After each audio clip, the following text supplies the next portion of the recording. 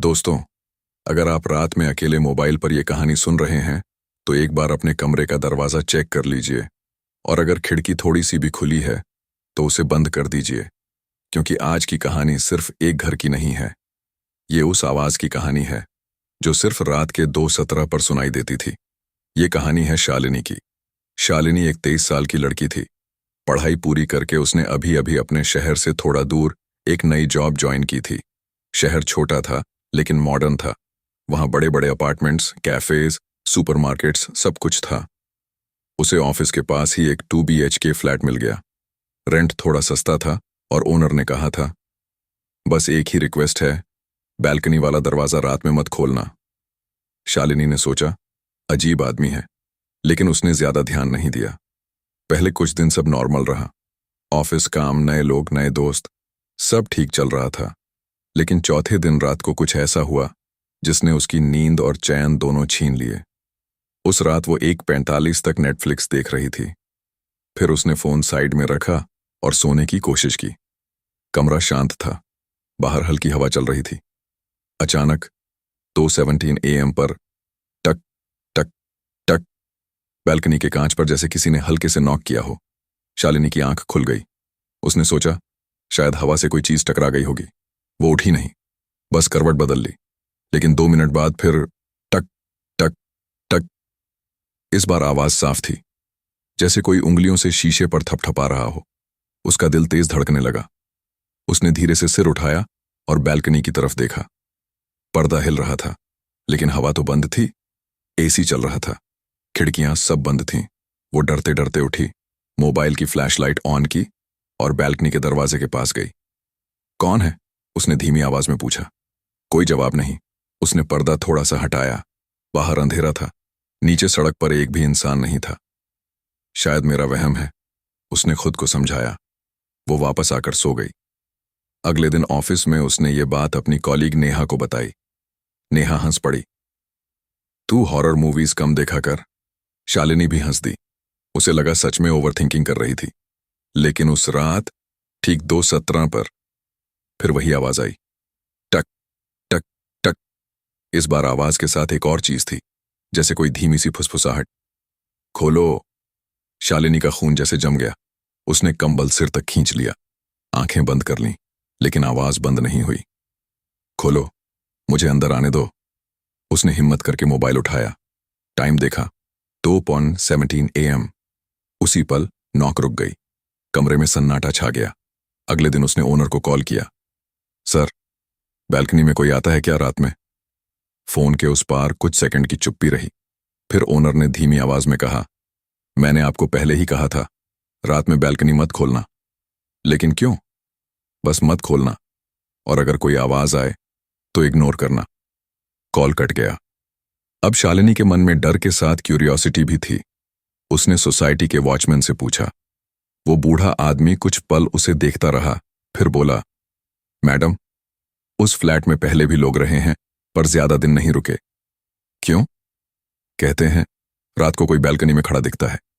शालिनी की रीढ़ में सिहरन दौड़ गई। उस रात उसने डिसाइड किया कि वो सच्चाई पता करेगी। उसने 2 बजे का अलार्म लगाया, लाइट्स बंद की और 2:15 पर खुद ही जाग गई। कमरा अंधेरा था, उसकी सांसें तेज थीं। 2:17, टक टक टक। इस बार आवाज पहले से ज्यादा साफ थी। वो धीरे से उठी, पर्दे के पीछे खड़ी हो गई। फिर उसने हिम्मत करके पर्दा एक झटके में हटा दिया, और जो उसने देखा उसे देखकर उसकी चीख निकल गई। बैल्कनी के बाहर 3री मंजिल की ऊंचाई पर एक लड़की खड़ी थी। उसके पैर जमीन पर नहीं थे, वो हवा में तैर रही थी। उसके बाल चेहरे पर फैले थे, आंखें पूरी काली और होंठों पर हल्की सी मुस्कान। वो शीशे पर अपनी उंगली से लिख रही थी, मुझे अंदर आने दो। शालिनी पीछे गिर पड़ी। उसका मोबाइल हाथ से छूट गया। जब उसने दोबारा देखा, बैल्कनी खाली थी। सुबह होते ही उसने इंटरनेट पर उस फ्लैट के बारे में सर्च किया। बहुत खोजने के बाद उसे एक पुरानी न्यूज मिली। 3 साल पहले उसी फ्लैट में एक लड़की ने सुसाइड किया था, वो भी बैल्कनी से कूदकर। उसका नाम भी शालिनी था। यह पढ़कर उसके हाथ कांपने लगे। क्या यह सब कोइंसिडेंस था? उस रात उसने अपने दोस्त आर्यन को बुला लिया। आज तू यहीं रुक, उसने कहा। आर्यन हंसा। भूत वूत कुछ नहीं होता। 2:17। टक टक टक। दोनों की नजर बैल्कनी पर गई। इस बार आवाज बहुत तेज थी।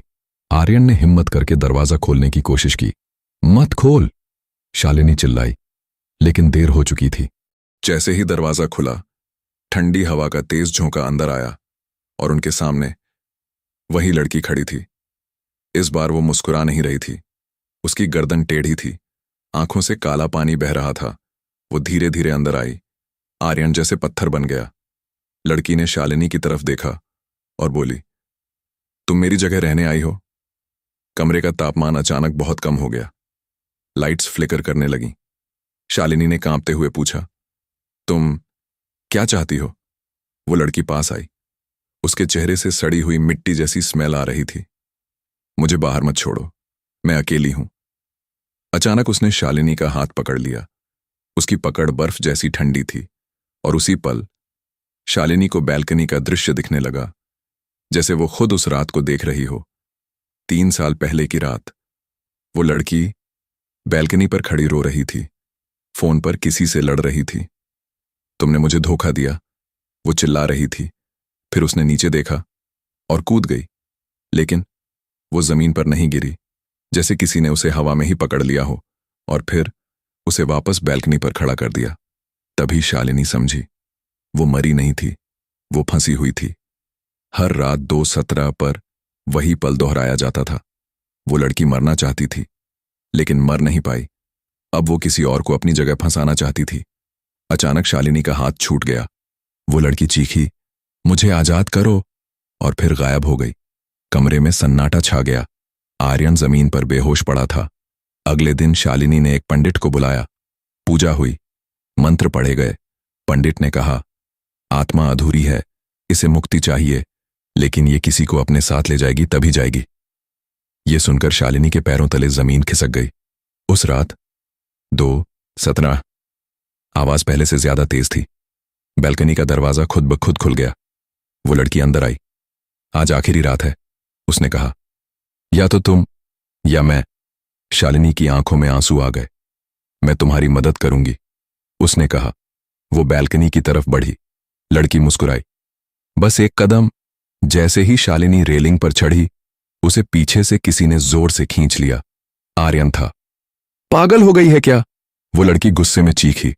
उसका चेहरा भयानक हो गया। पूरा कमरा हिलने लगा। लेकिन उसी समय सुबह के 3 बज गए और वो गायब हो गई। उस दिन शालिनी ने वो फ्लैट छोड़ दिया। लेकिन कहानी यहीं खत्म नहीं होती। 1 महीने बाद न्यूज आई। उस फ्लैट में नई लड़की आई थी। उसका नाम भी शालिनी था। और दोस्तों, अगर आप अभी भी ये कहानी सुन रहे हैं और आपके मोबाइल पर टाइम 2:17 दिख रहा है, तो एक बार अपनी बैल्कनी चेक मत कीजिएगा, क्योंकि शायद वो अब आपके दरवाजे पर नॉक कर रही हो।